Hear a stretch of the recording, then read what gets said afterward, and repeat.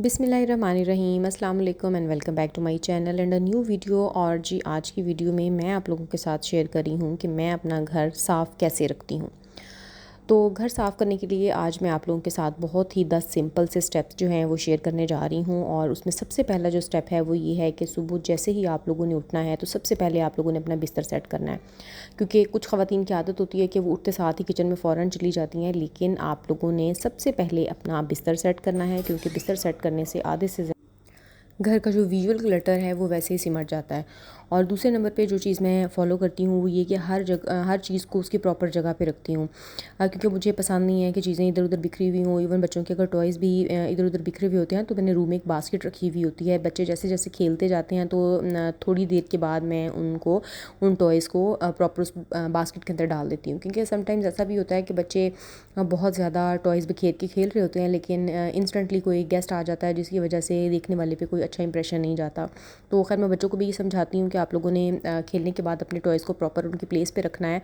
और अगर आप थोड़ी देर के लिए रेस्ट करना चाहते हो, टीवी देखना चाहते हो बीच में, तो फिर आप लोगों ने अपने टॉयज़ को स्कैटर्ड नहीं रखना, बल्कि उनको समेटना है और उसके बाद फिर आपने इधर उधर मूव करना है। तो यही बेस्ट तरीका होता है कि घर में सामान जो है ना इधर उधर ज़्यादा बिखरा हुआ नहीं रहना चाहिए, वरना आपका जो घर है वो पीसफुल नहीं लगता और ना ही किसी इनकमिंग गेस्ट के ऊपर कोई अच्छा इंप्रेशन देता है। और जो तीसरा रूल है जो मैं फ़ॉलो करती हूँ वो ये कि किचन को मैं हर मील के बाद साफ़ कर लेती हूँ। इनफैक्ट मैं ड्यूरिंग मील ही, जब मैं मील प्रेप कर रही होती हूँ, जो खाना पका रही होती हूँ, तो उसके साथ साथ ही मैं साफ़ करती रहती हूँ। बर्तन जो हैं वो मेरी कोशिश होती है कि काउंटर टॉप के ऊपर ज़्यादा ना बिखरे हुए हों, बल्कि मैं साथ साथ ही उनको क्लीन कर लेती हूँ और समेटती रहती हूँ। और जो फोर्थ नंबर पे रूल मैं फ़ॉलो करती हूँ वो ये कि मैं डेली बेसिस पे मैं प्रेफर करती हूँ कि मैं मोप भी करूँ, यानी झाड़ू और पोछा जो है वो मैं डेली बेसिस पे लगाऊँ। समटाइम्स मेरा मूड नहीं होता है या मैं सोच रही होती हूँ कि घर जो है वो ज़्यादा बिखरा हुआ नहीं है, साफ़ ही फील हो रहा है, लेकिन फिर भी थोड़ी देर के बाद मेरे अंदर कोई इस तरह से मोटिवेशन आ जाती है कि मैं झाड़ू पोछा उठा के खड़ी हो जाती हूँ। क्योंकि रेंटेड घर में मैं रहती हूँ तो उस की जो एरिया है उसका वो भी कोई बहुत ज़्यादा नहीं है।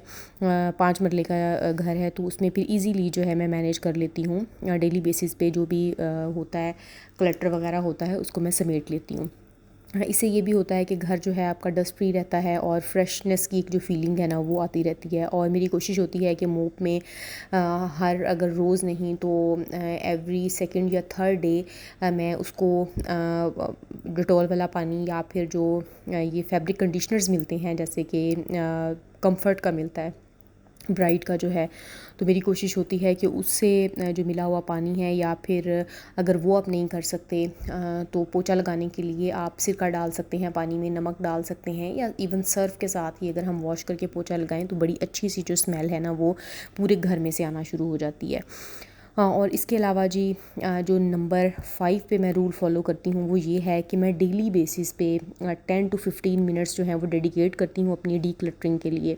फ़जूल चीज़ें जो हैं वो मैं हटा देती हूँ। और जिस तरह से हमारे घर में बॉक्सेस आ रहे होते हैं या डिस्पोजेबल चीज़ें आ रही होती हैं, फूड के कंटेनर्स आ रहे होते हैं, तो कुछ चीज़ें जो मुझे लगता है कि मेरे लिए इस्तेमाल में रहेंगी तो वो मैं संभाल के रख लेती हूँ। अदरवाइज़ जो कार्डबोर्ड की चीज़ें होती हैं, कुछ भी एक्स्ट्रा बिल्स होते हैं, स्लिप्स होती हैं, तो वो सब के सब जो हैं वो मैं डीक्लटर कर देती हूँ। उनको मैं घर में संभाल के नहीं रखती हूँ, क्योंकि जितनी ज़्यादा चीज़ें होंगी उतना ही ज़्यादा बखेड़ा होगा, उतना ही ज़्यादा खलारा आपको घर में फ़ील होगा। तो इन सब से बचने के लिए बहुत ज़रूरी है कि आप डीक्लटरिंग जो है ना वो डेली बेसिस पे ज़रूर करें। इधर उधर चीज़ें देखें, अपने ड्रॉर्स में देखें, अपने बैग्स में देखें, अगर आपको इस तरह की कोई भी चीज़ नज़र आती है तो उसको डीक्लटर कर देना जो है वही बेस्ट होता है। और इसके अलावा वॉशरूम जो है या बाथरूम जो है जिसको हम कहते हैं, उसको हल्का सा क्लीन जो है ना वो डेली बेसिस पे ही करना होता है। और इससे जो है ना गहरी सफाई जो है उससे कम करनी पड़ती है। फॉर एग्ज़ाम्पल अगर मैं वॉशरूम को वीकली ट्वाइस मैं अगर बहुत अच्छे तरीके से साफ़ करती हूँ, तो यानी उसमें अगर मैं क्लीनर वगैरह डाल के उसको साफ़ करती हूँ, तो डेली बेसिस पे मैं हल्का सा टचअप ज़रूर दे देती हूँ वॉशरूम को, ताकि उसमें से स्मेल भी ना आए और जितने भी जर्म्स हैं वो भी किल हो जाएं। तो ये तो है जी 6 नंबर पे जो रूल मैं फ़ॉलो करती हूँ। और जो 7th नंबर पे मैं वो करती हूँ वो ये है कि जो डस्टिंग है उसमें डेली बेसिस पे तो पॉसिबल नहीं होता कि आप पूरे घर की ही डस्टिंग कर सकें, क्योंकि आप कोई एक मैजिकल क्वीन तो है नहीं, आप भी एक ह्यूमन बीइंग हैं जिनको घर में और काम भी होते हैं। और अगर आपके टॉडलर किड्स हैं यानी छोटे बच्चे हैं तो उनके साथ भी आपको कई तरह के जो काम हैं वो परफॉर्म करने पड़ते हैं।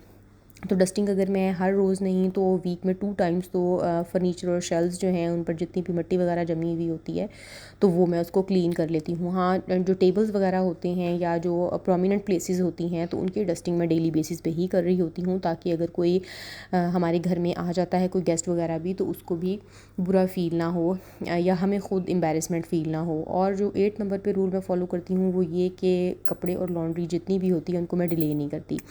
मैं रोज़ ही या फिर स्केड्यूल के मुताबिक जैसे ही मुझे टाइम मिलता है तो मैं वॉश करके फ़ोल्ड कर लेती हूँ, क्योंकि प्रेस करने के लिए अगर टाइम आपको डेली बेसिस पे नहीं भी मिल रहा है तो आपको एटलीस्ट जो आपके फ़ोल्डिंग वाले कपड़े हैं ना वो एक विजुअल क्लटर क्रिएट नहीं करेंगे आपके घर में।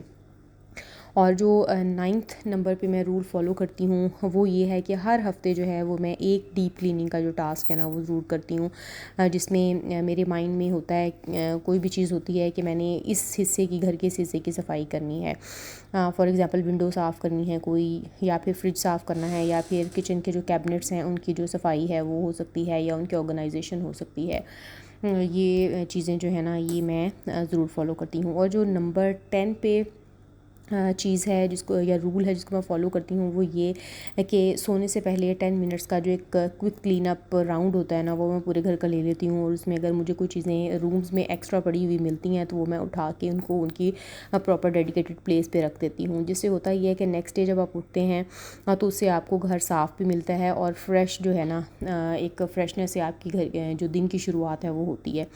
तो ये जो 10 हैबिट्स हैं या 10 रूल्स हैं ये मेरी बहुत हेल्प करती हैं कि मैं अपने घर को हमेशा साफ़, ऑर्गेनाइज्ड और स्ट्रेस फ्री रख सकती हूँ। अगर आप भी कोई क्लीनिंग के ट्रिप जो है वो इस तरह की फ़ॉलो करती हैं तो प्लीज़ हमारे साथ कमेंट्स में ज़रूर शेयर करें, ताकि आपकी तरह या हमारी तरह अगर कोई भी हम में से सीख सके एक दूसरे से, तो ये बहुत ही एक हेल्पफुल जो चीज़ है ना वो हमारे लिए हो जाएगी।